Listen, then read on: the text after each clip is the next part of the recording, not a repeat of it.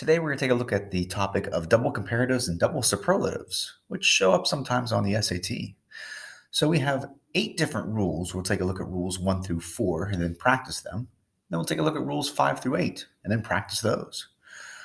So, rule number 1 says that we avoid using the word more with an ER ending, which creates what we call a comparative form.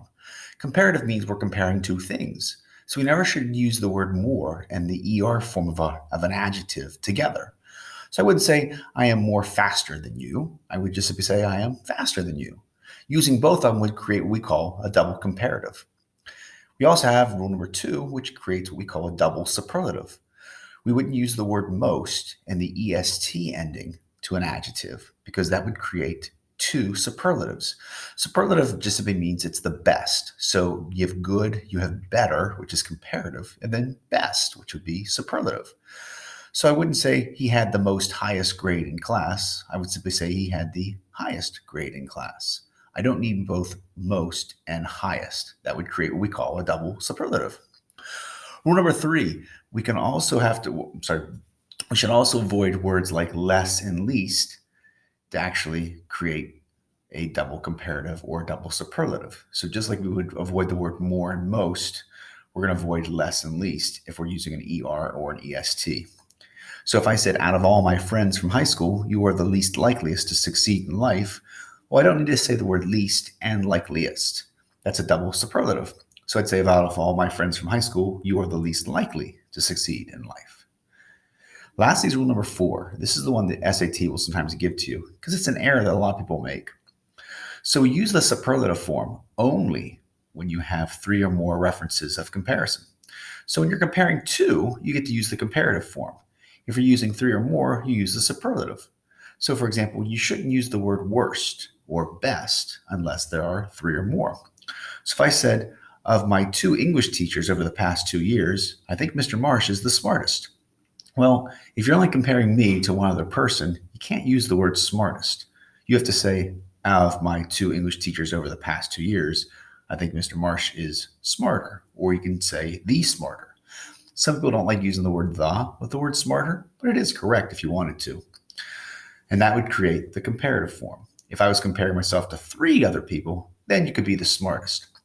That's why it's weird when you see people say things like, 2 people might be battling and say, may the best man win. Well, you could say, may the better man win if there's only 2. But if there's more than 2, then you can be the best. Let's see if we can apply these 4 rules to the sentences below, and then we'll switch over to the back page. Pause your video now, complete that worksheet, check your answers, and then come back and restart your video. Okay, let's take a look at the back 4 rules we have. Rule number 5 says you got to watch for an incomplete comparison, which sometimes can cause ambiguity. So if I said Cyan likes bowling more than Eric, well, the error or the problem is going to be that it sounds like Cyan likes bowling more than Eric likes bowling, or does Cyan like bowling more than Cyan likes Eric? It's hard to tell whether the word Eric is the subject or it's actually the direct object. So we have to clarify it and say, well, Cyan likes bowling more than Eric does. That's a little clearer.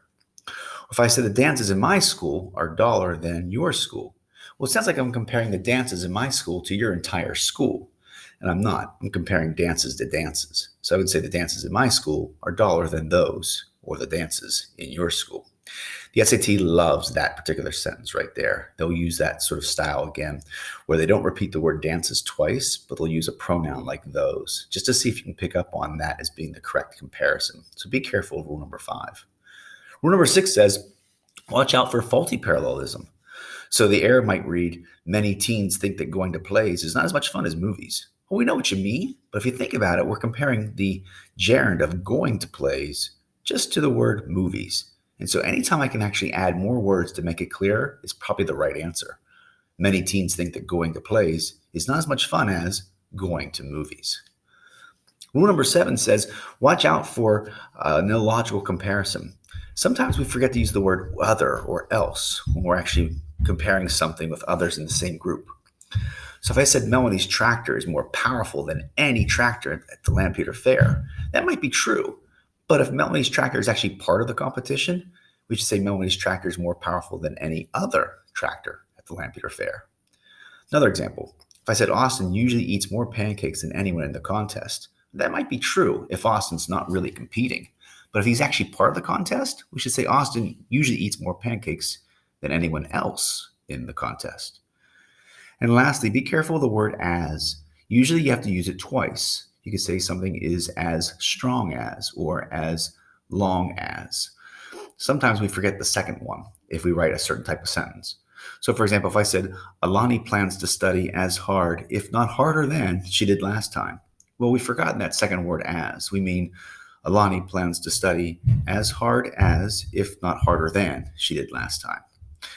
See if you can apply these 4 rules to the back sentences, and then check your answers with the answer key.